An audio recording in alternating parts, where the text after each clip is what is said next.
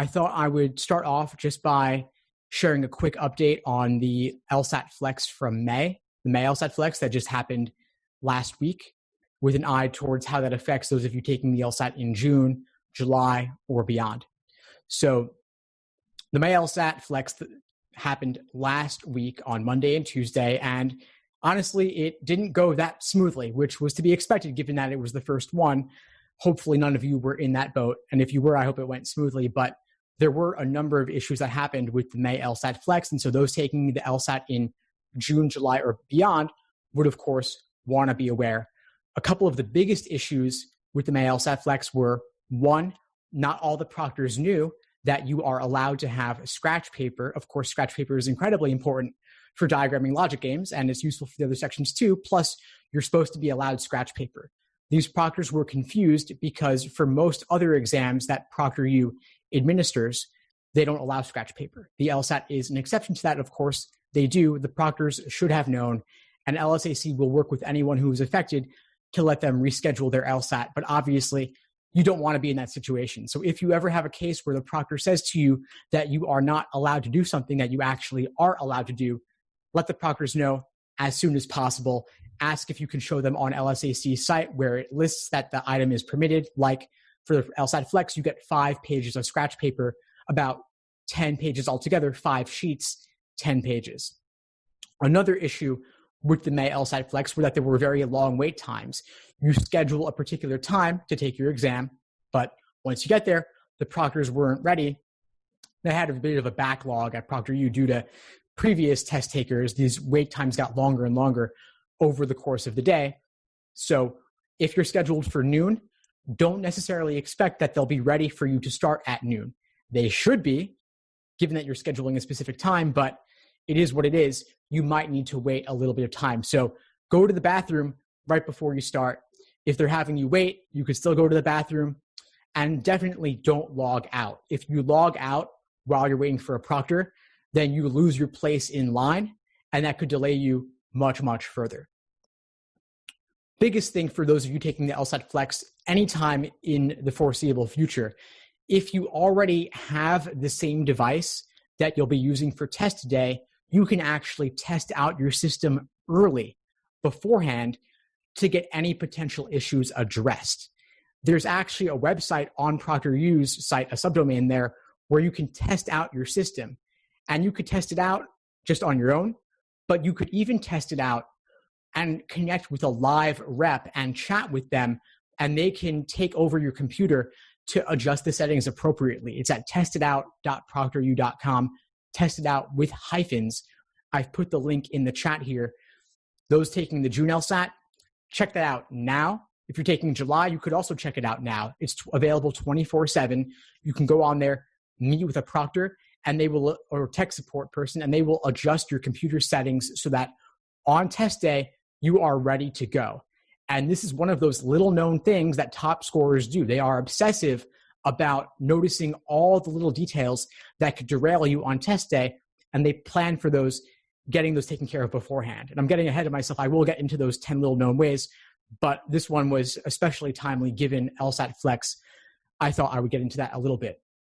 A couple other questions I get a lot related to LSAT Flex are cheating and scoring, and is it harder or is it easier? So I'll knock those out quickly, then we'll get into the meat of the session tonight. So LSAT Flex cheating, is it possible? I'd say not really. They're monitoring you with a webcam and a microphone. They're recording everything for later.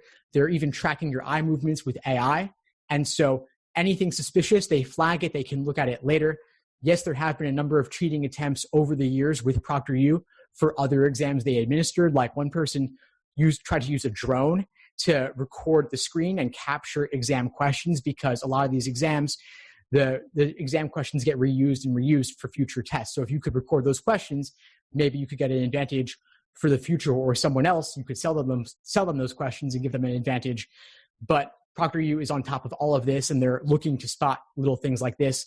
Somebody else put Post-it notes on their dog to try and have the dog walk around, and they could look at little things that were written on there. I don't know how useful that is for the LSAT in particular, since this is not an exam of memorization, but people get creative. The worst one, though, and this is really the stupidest one of all, is some people would cheat, and then afterwards they would type with their friend over something like GChat or AIM back in the day, and they would talk all about how they cheated, but didn't realize that Proctor, you still had access to their computer even after the exam session had just closed. We're still sharing the screen and could see everything that the person had inadvertently confessed to while chatting with their friends. So don't do anything dumb. And especially if you do, don't be even dumber afterwards and do something like that to get caught. It's really not worth it. I got an unrelated question earlier today from a student who was asking about academic dishonesty and how admissions looks at it. And the truth is, they take it extremely seriously.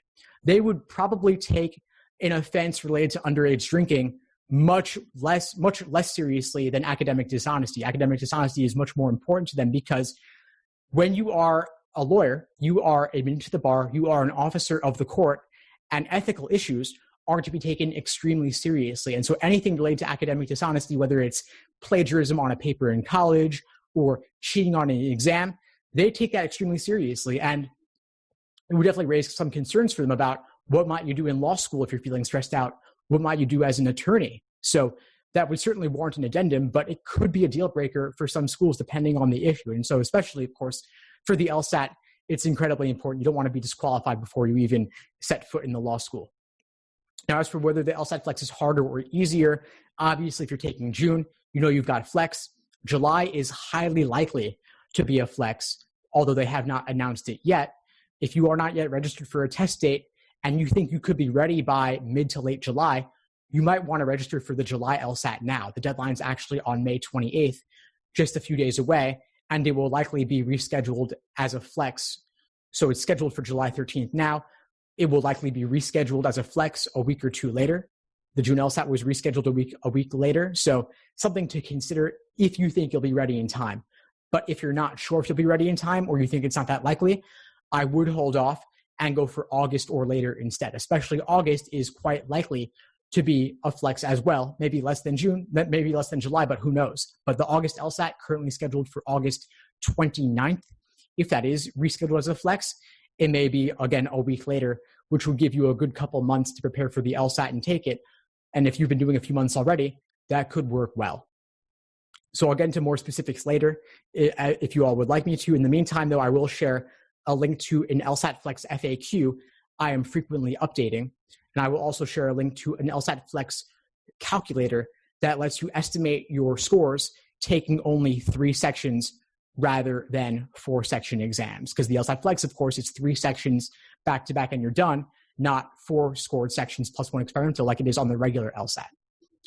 So I'm happy to take any questions you'll have about the Flex or anything else over the course of this discussion. I have my things prepared that I can talk about, but as always, I'm most interested in addressing your specific questions as they come up for you. So feel free to just ask them as you have them, and I will do my best to incorporate them into this conversation.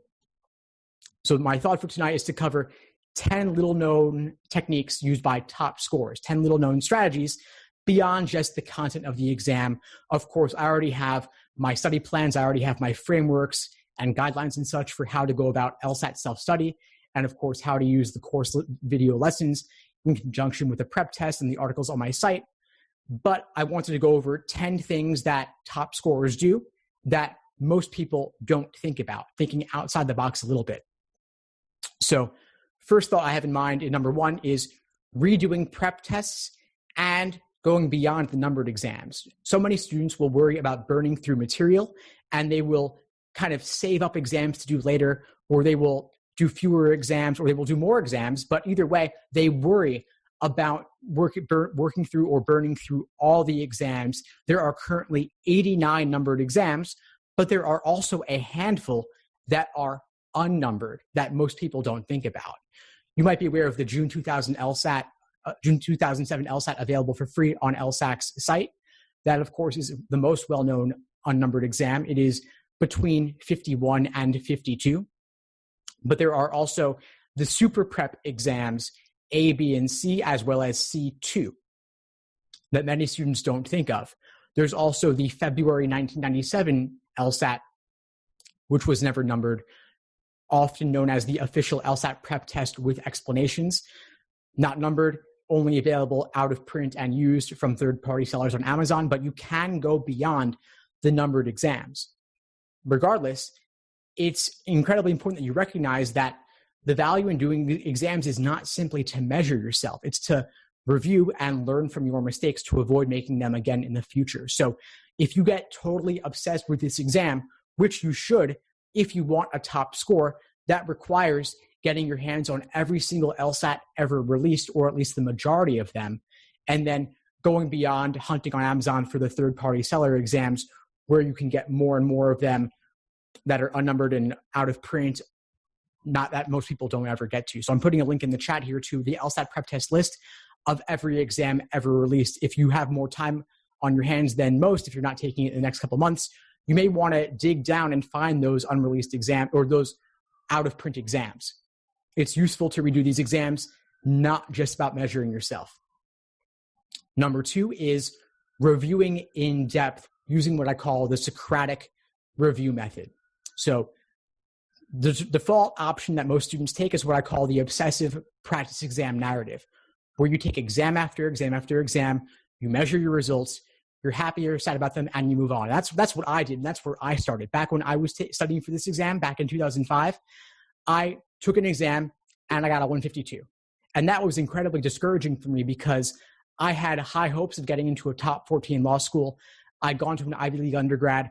I always thought I was good at tests, but the LSAT was just this one exam that I could not crack. So I was doing exam after exam after exam, and my scores stayed in the low 150s for months.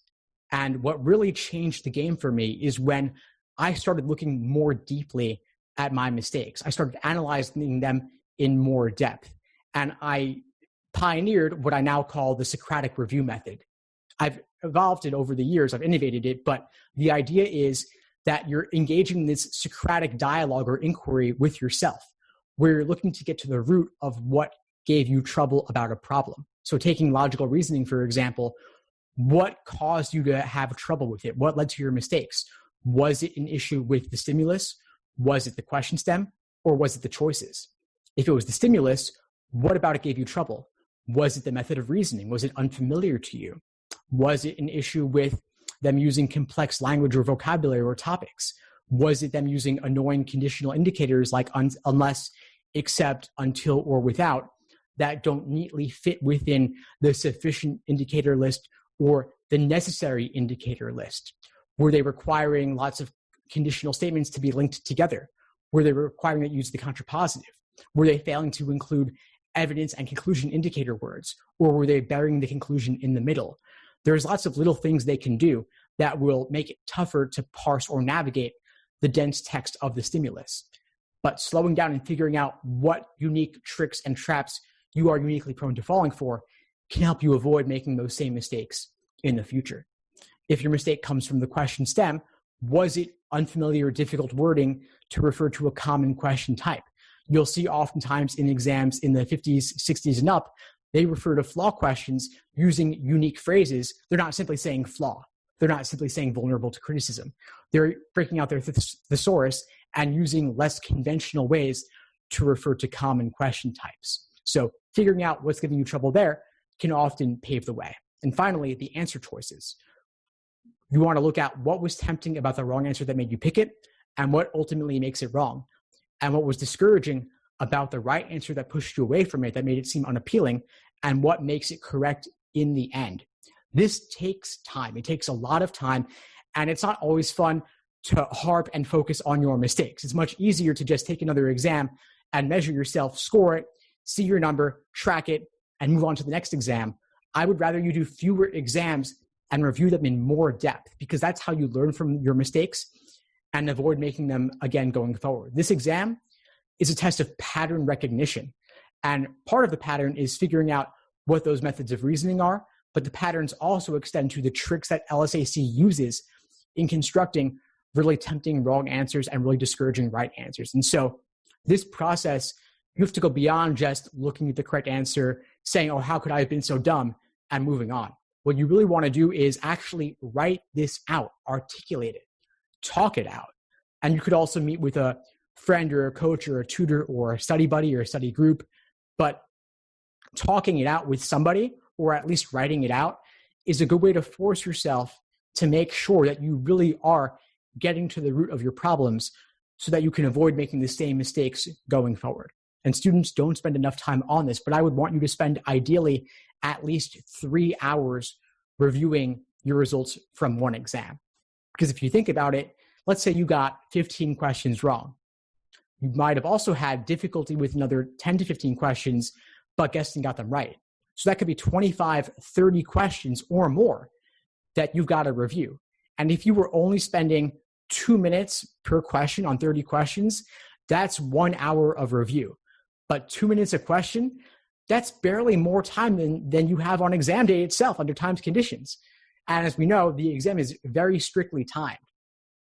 So it's worth spending at least 5 minutes or 10 minutes reviewing a single question. And that could be writing it out, talking it out, watching a video explanation, reading a written explanation to really get to the root of what your problem was. And you can read or watch explanations from multiple sources. Obviously, I have my written explanations, I have my video explanations, but there are also other ones out there too. If you just Google the question, you may get new insights into how other people are explaining things. I wouldn't use them as a crutch either, though. I would start by looking at your own thought process first and talking it out first or writing it out first and really struggling with the question on your own.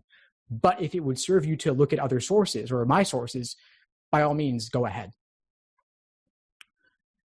Number 3, logic games. Looking at less common types that actually come up quite a bit because you have ordering games, grouping games, combination games. If you've looked at games at all, you're probably aware of those. But there are also weird curveball games that come up a lot.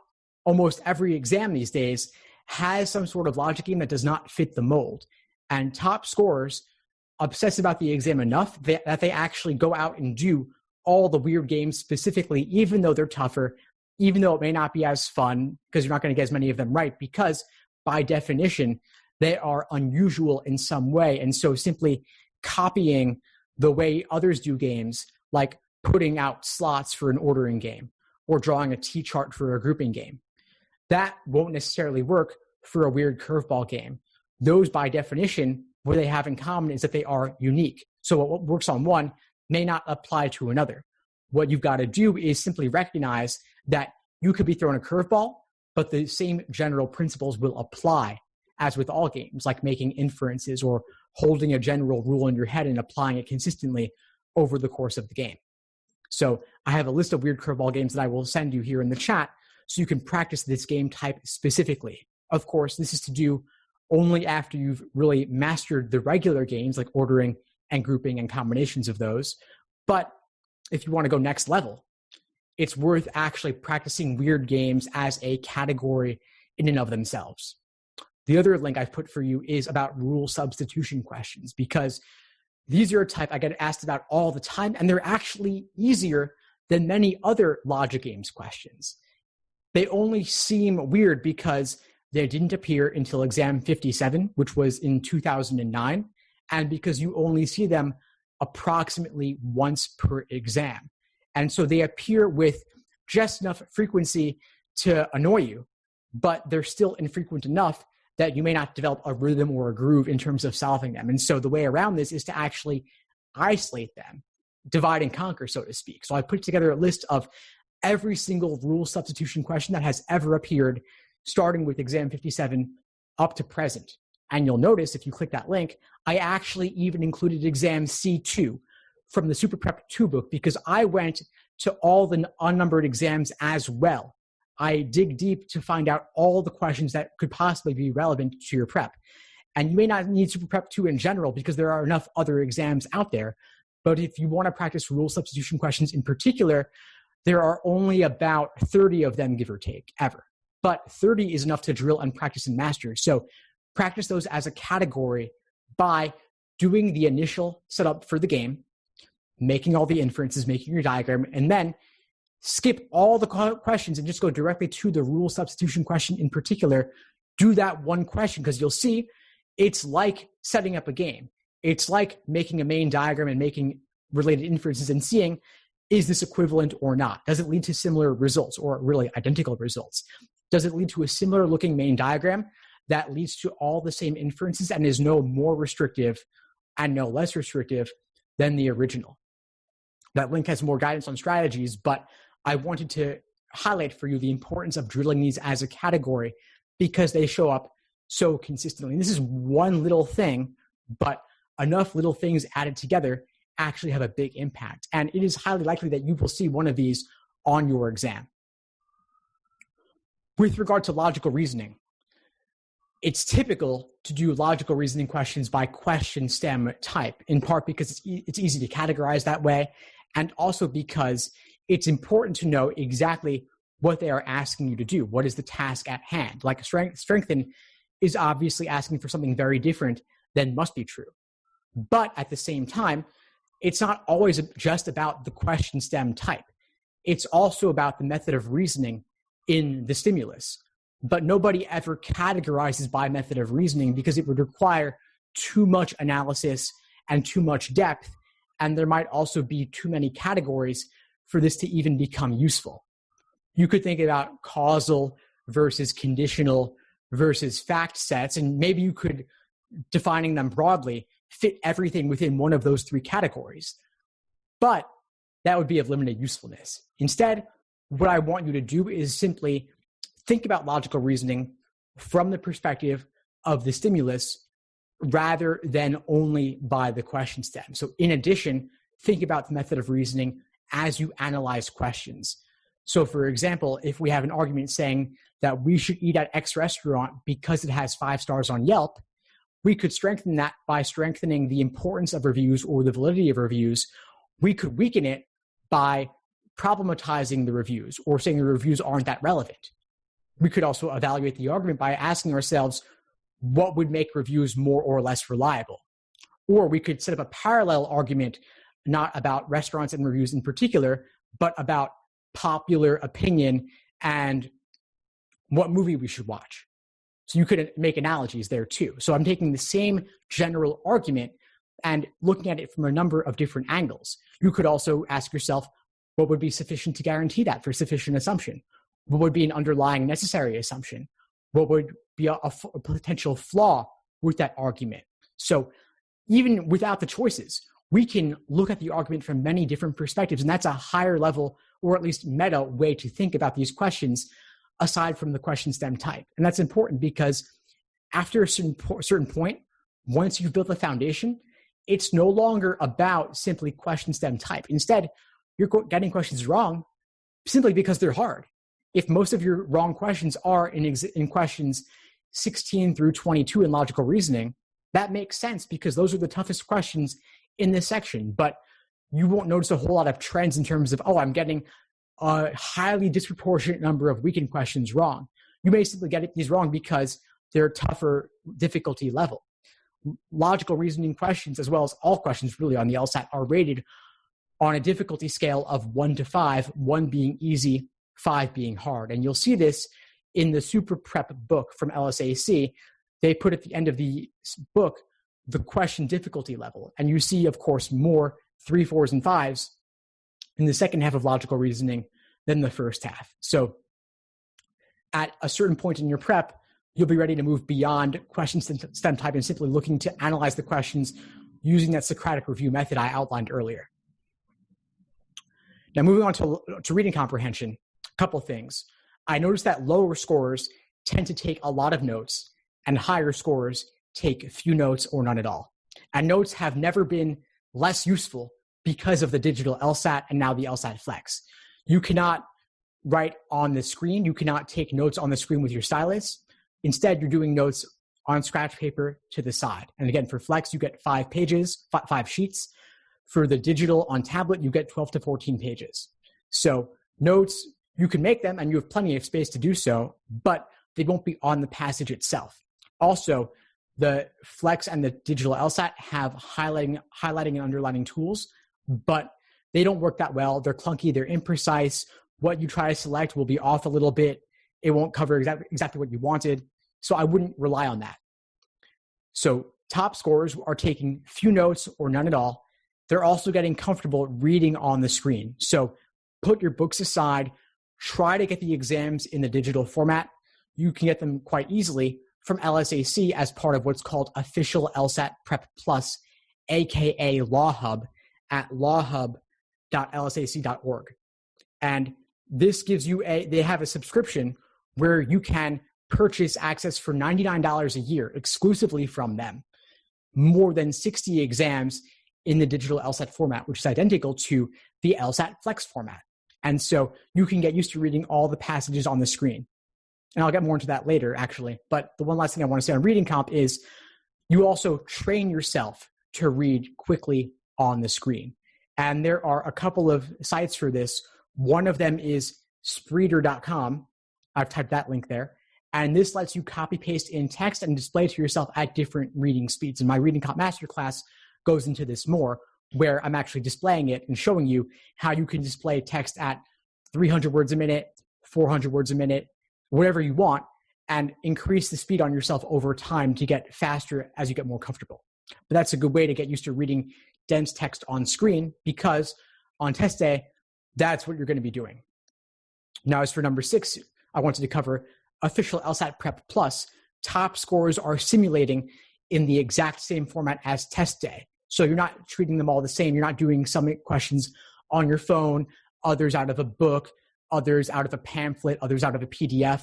You're doing it the same way you'll do it on test day. And before I was saying PDFs were fine, or even books were fine, but now that we've got digital LSAT, you might as well do it the same way you'll do it on test day. And your access is good for 1 year from LSAC. So assuming you're taking the LSAT in the next year, you might as well just get it now. If you're not quite ready yet, though, you could get 2 of them in that format for free inside your lsac.org account. They are currently making available 71 and 73 for free, which were from about 2014 or so. Still perfectly recent, still perfectly relevant. And then when you're ready to level up your exam prep, you would then purchase the access to get most of them. But you want to be simulating test day down to every single little detail.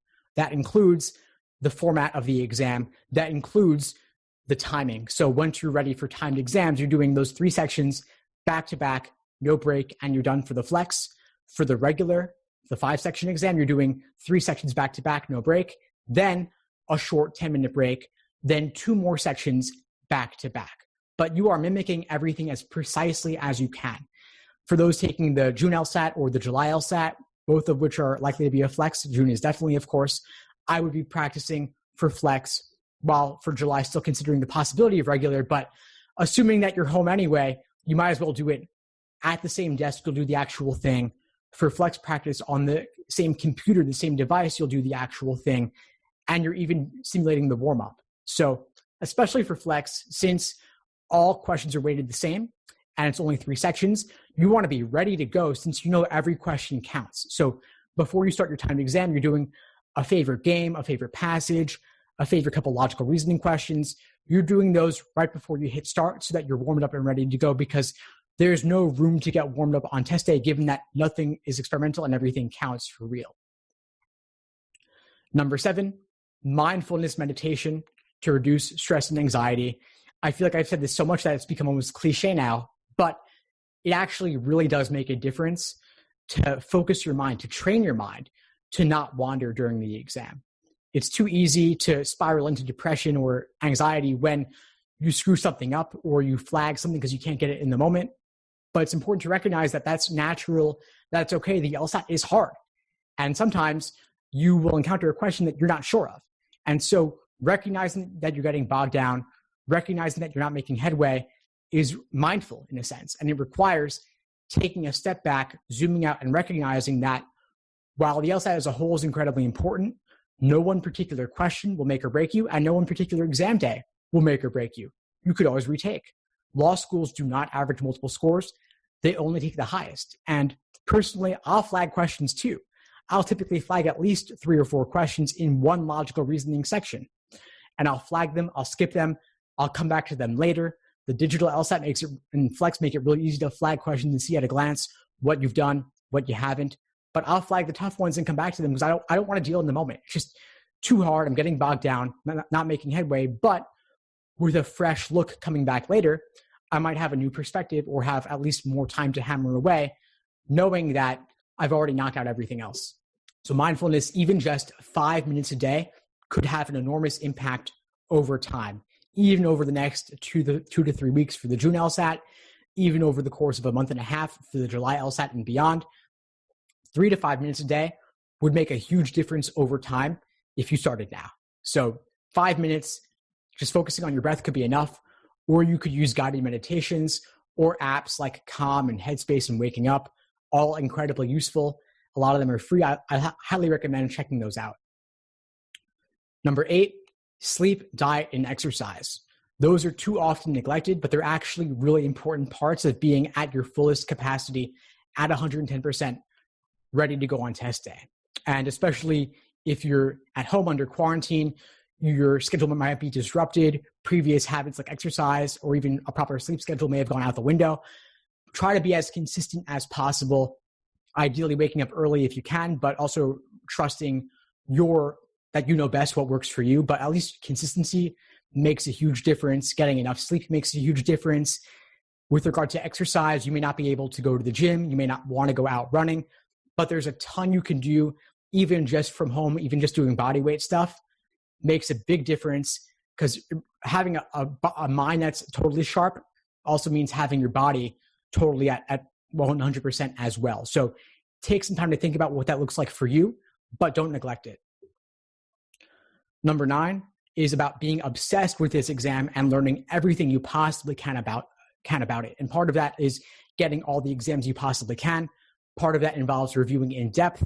Part of that involves simulating test day to every single little detail, like I said, but it also involves learning everything you can about the exam, how it's constructed, the minds of the people who created it. And there are a few resources for that. One of them is the Super Prep book, also the handbook from LSAC. Those are both actual physical books on Amazon. And Super Prep includes exams, but it also includes LSAC's articulation of how they think about each section of the exam. Obviously, it's worded in a complex way. It is, after all, the test writers. They don't talk or write like ordinary people. They write with a certain degree of precision, with advanced vocabulary, but it's good to see how they think about this exam, even if their logic games, diagramming techniques aren't the cleanest or smoothest. But to get their perspective is extremely useful because they talk in a way that nobody else does. Another source of information about this would be my interviews with a former LSAT question writer. I actually became friends with a guy who used to write actual official LSAT questions, and I've done some written interviews with him on the LSAT blog. I've also done a couple of video discussions with him on the LSAT Unplugged YouTube channel and podcast, where we discussed the digital LSAT, LSAT versus GRE, what goes into training LSAT question writers, how the questions are constructed, what that whole process is like. Extremely important to see that mindset that he has, what he brings to the process, how he lays traps for students, what he thinks makes a difficult question. Obviously, if you're aiming for the 150s or 160s, you don't need to know this, but it's nice to have. And for the 170s, I really believe that getting inside the minds of the test makers and seeing the exam from their perspective is incredibly important. So these are some unique resources I put together in conjunction with Dr. Stephen Harris, because I thought it was really important to see for your benefit, what goes into making this exam. And I was curious as well, honestly. So check those out. Just search the YouTube channel, search the blog. If you can't find it, email me and I'll send you the links. Finally, number 10, and this is kind of unique to LSAT Flex in particular, choosing your exam time of day. One cool thing about the LSAT Flex is that you have a lot more flexibility regarding when you take the exam. So you can play to your strengths. If you're a morning person, you could take it at 9 a.m. If you're a night owl, you could do it at 7 p.m. or anytime within that entire range. And then for regular LSATs in person, you could choose a morning test date or an afternoon test date. Most of them are in the morning at 9 a.m., but there are a handful that are at 1 p.m. for the in-person. So assuming there is an in-person exam in the near future, you would opt for that. But for the Flex, you could choose any time between 9 a.m. and 7 p.m. Eastern time. And those of you on the West Coast, you might do 6 a.m. if you want, or you could do down to 4 p.m. But those are some options there. One little hack I'll share with you for LSAT Flex scheduling is that for both the May and June LSAT Flex test administrations, you could actually schedule your time before ProctorU and LSAC announced that you could. This was kind of cool. You could get the jump on everybody else and choose your preferred time. The way to do this is that on the day of scheduling, the day that scheduling opens, before receiving the email from LSAC about logging in and scheduling, you can go on to ProctorU's site with the login that they had previously created for you without telling you. You log in with your LSAC account email address and then you reset the password on that account. So you go to reset password, forgot password, you activate it for your LSAC email address, and they will let you reset it and log in sometime several hours before the actual scheduling is announced. So you can go in there and choose your preferred time and your preferred day. And I typically would not choose to be the first one that day because there might be some issues potentially, especially for the male LSAT Flex there were. But you may also not want to choose the last time that day because there could be a backlog with longer proctor wait times. So some things to think about there, but regardless, scheduling early, hey, if you can, why not? Now I've got a number 11 here as a bonus. LSAC has become a lot more liberal in recent years with granting accommodations for things like extra time. There have been a number of lawsuits around this because they were too strict in failing to grant those accommodations to those who really needed them. And so since then, they've become much more liberal. If you can provide the appropriate documentation, you can get extra time on the LSAT. You could get time and a half, you could get double time, and obviously on an exam as strictly timed as the LSAT, every minute counts. And if you have difficulty focusing, you have issues with ADHD or ADD, you could get a doctor's note, get an evaluation, and apply to LSAC for extra time, and you'd be likely to get it if you get that confirmation from the doctor.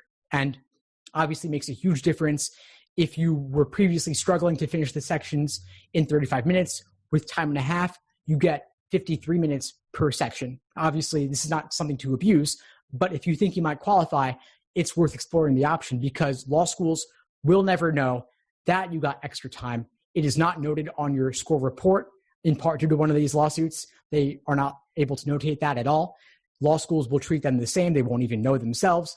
And so that can make a huge difference for you on an exam as strictly timed as the LSAT. So that's what I had planned for tonight. I saw a couple questions in the chat that I will get to, but please feel free to ask more. I'm happy to address them as I can. So Judy was asking about the August LSAT Flex. How long is it likely for the August LSAT to be pushed back? Well, for the June LSAT, it was initially going to be June 8th, and they pushed it back about 1 week. The June LSAT Flex is June 14th and June 15th primarily. So they pushed it back about a week. So I would expect, if it's similar, that the July LSAT scheduled for July 13th might be rescheduled the week of July 20th. The August LSAT is scheduled for August 29th. Maybe they'll push that back for early September. Or if they decide far enough in advance, maybe they'll schedule the exact same week, the exact same day. Who knows? But they have typically been taking a wait-and-see approach with rescheduling these LSATs because they're very hopeful to do them in person. So I don't know when they'll announce. I would hope they would do so soon so that people have more notice and can adjust their schedules appropriately. But it's anyone's guess, really. They haven't even made a decision on July yet. And Ava's asking, if you're taking the August LSAT and you don't know whether it'll be a flex, would you focus on LR or focus on all three sections equally? Good question. I mean, I would say be ready for anything, aim to master all the content. And so, of course, you're right that there is a difference in weighting where the regular in-person LSAT logical reasoning is half of the scored content.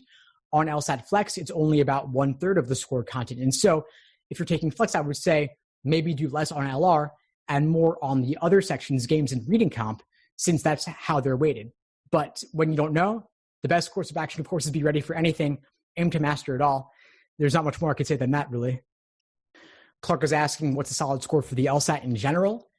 That's really a matter of personal opinion. It's all relative, right? So if you want to go to a top 14 law school, then a solid score would be high 160s and above. If you're okay with a top 50 school, then 160 could be more than enough for you. It really varies on what your goals are. The median LSAT score is a 151. So anything above that, you're already doing better than a majority of people. But if you want significant scholarship money or to get into a top school, you probably want somewhere in the 160s at least. But it'll vary based on the medians of the schools that you're looking at. But anything above their median is to your benefit because that can get you scholarship money or that can increase your odds of getting accepted.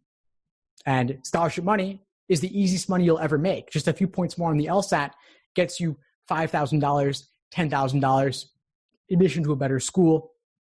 The ROI on that over the course of your entire career is enormous. I can't overstate it enough, really. It's so important that you put in time for your LSAT prep, because your GPA is fairly fixed at this point, most likely, but your LSAT score, you could earn it in one day and make all the difference for your admissions chances. And obviously, you're not studying for it in one day. You're doing at least 2 to 3 months, preferably 5 to 6 months in order to reach your fullest potential. But it's worth it. Even just a few points more makes a huge difference. And that's why I advocate retaking. I don't think anybody should apply to law school taking the LSAT only once, because through luck alone, you could do a few points better. And law schools don't average multiple scores. They only take the highest. And so if you're aiming for, let's say, the October LSAT, you might as well take the November as well and still apply early enough in the cycle. You would. And through luck alone, you do 2 to 3 points better. Awesome. You do worse, no big deal. They only take the highest. But all you've got to do between October and November is stay fresh on the LSAT for another month. Maybe do a timed exam or 2 per week. And if you improve your understanding on top of staying fresh, you could do even better. And most people, on average, only improve a couple of points on the LSAT, but 2-3 points is actually a lot. Value of 1 point on the LSAT could be $5,000 if you look at it from the perspective of scholarship money or getting into a better ranked school with better employment outcomes. Again, easiest money you'll ever make. Snay is asking, could you take the July LSAT and still apply for fall 2020? Yeah, you could, potentially. I don't see why not. It depends on the school, whether they are still taking applications or not. It'll vary from school to school, but many schools have extended their deadlines more and more to see who else will come along, especially during this pandemic that we're in. A lot of folks are holding off on going to law school. And so schools will dig deeper into their pool of applicants.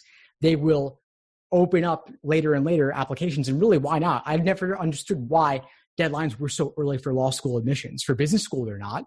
And if you're not starting until the fall anyway, why not take people in August off the wait list if it makes sense from the school's perspective? So I would say look at the individual schools and see what your options are, but also look carefully at what your scholarship opportunities are as well, because it's not something to take lightly. And if you could get more scholarship money or get into a better school by waiting a year, you might not want to do it in the short term, but it could make sense from the long-term perspective. So I would evaluate offers from them very carefully. And remember that you are a hot commodity.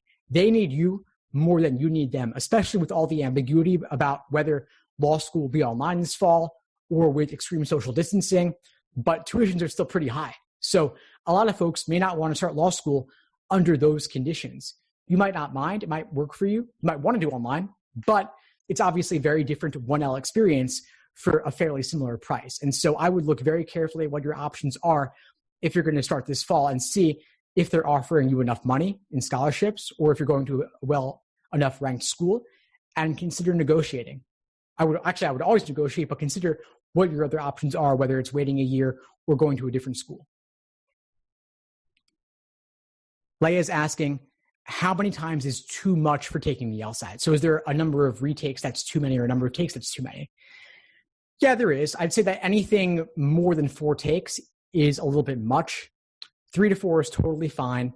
5 or 6 starts to look like you might not be choosing to take the LSAT when you're fully ready or exercising the right judgment about that. But if that's your situation, you could still be okay. Just write an addendum explaining why you took it so many times, especially with the digital LSAT last year, the Flex this year as well. They are understanding that there were some format issues with all the changes that may not have worked for you or been confusing, or proctoring may not have been so smooth, of course. And so they will understand. Just write an addendum. And the way to avoid being in that situation is really make sure you're only taking it when you feel reasonably confident that you're going to get the result that you want. And so if that requires postponing or withdrawing your registration, do it. If you postpone or withdraw, law schools will never even know that you were registered for that particular test date. But it is what it is. If you already took it 5 or 6 times, just write an addendum.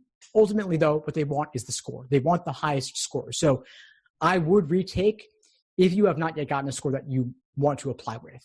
It's better to take it one more time and get a higher score than to worry about having too many takes on record and applying with a lower score. Mishan's asking, have I ever heard of getting a waiver from LSAC for an under the desk footrest? That's a good question. I have not heard about that. Of course, I assume that you're referring to taking the LSAT Flex online from home.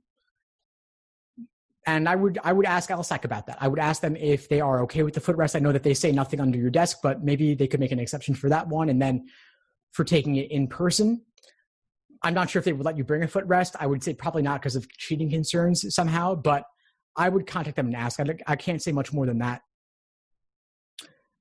Noah's asking about the best date to take the LSAT for applying for fall 2021 admissions. The best date, Noah, is whenever you're ready. So if that requires delaying it, delay it. But you could take August or October or November, or even this July if you'll be ready in time, and still apply fairly early in the cycle. Anything this calendar year to start law school next calendar year is perfectly early. And even taking the LSAT in January or February isn't as late as it was in the past. It's still preferable to take it earlier if you can, but better to take the LSAT later and apply later with a higher score than to take it earlier when you're not as ready just to apply sooner. So in other words, a 163 in November is better than a 161 in October, and a 165 in January is better than a 163 in November. So take it later if that's what is required to get a higher score. Another question on how many practice tests is roughly a good number before taking the actual? Great question. So I would recommend taking at least 10 full-length timed exams before test day, ideally. 10 dry run-throughs. And for the flex, that's pretty easy because it's 3 sections, not 5. Relatively easier to complete 10 of those than 10 5-section exams. But either way, I would aim to do at least 10. If you're taking the LSAT in 2.5 weeks for June, don't try to necessarily fit in all 10. You could do 5 and that would be enough. But if you're taking the LSAT in at least a month or 2 from now, 10 is doable, doing maybe two or three a week on average. I'd say more likely to do 2 a week 5-section exams, and then maybe 3 a week 3-section exams, because 3-section exams are less taxing than 5-section exams are. But I would aim to do at least 10 so that it really becomes like second nature to you. That becomes rote to do an exam and dealing with the endurance and the pacing, and then of course reviewing it afterwards. I would never do more than 3 exams in a week though, because you don't want to burn out, and you also wouldn't have enough time to review them in sufficient depth. But 2 to 3 a week, totally fine. My rule for this is maximum 3 exams per week and minimum 3 hours reviewing each exam. And you're simulating these as fully as possible, meaning strict timing, no breaks. You're not getting up for the bathroom unless it's on the clock. And for the flex, you're not even allowed to get up to go to the bathroom. There are some proctors who have not enforced that rule strictly, but you never know what you're going to get. So I would prepare for the flex that you're not getting up at all, period. You're not leaving the field of view of the camera at all, period. Obviously, for extra time situations, they make exceptions there, but for the regular 35-minute section exam, you're not getting up at all, period, for the flex. A follow-up about the flex here. For the July LSAT, 3 sections or 4 sections. I would do 3 sections because that's what you'll do on test day. You could do the occasional 4-section exam to push your endurance a little bit. And if you're not sure what you're going to get, I would do a handful of 3 sections and a handful of 5 sections exams just to properly simulate either option because you don't know what you're going to get. Well, if nothing else, I'm going to leave off here for now. I'll again remind you all to keep up with all the latest changes regarding the LSAT Flex. Again, here's the link to the FAQ. And obviously, of course, I have many more lessons on the Flex in the course to check out with dealing with the recent changes, how to navigate them, all the details and such. Please feel free to reach out if you need anything at all going forward. If you need a particular study plan, let me know. If you have questions, let me know. Happy to help. And I'll see you all soon. Be well and good night, everyone. Thanks for all the great questions. Thanks for tuning into the show. Please subscribe if you haven't done so already to be notified of new episodes as I release them. and feel free to reach out if you need anything at all as you move forward with your prep. I'm happy to help however I can. In the meantime, I'll wish you all the best and take care.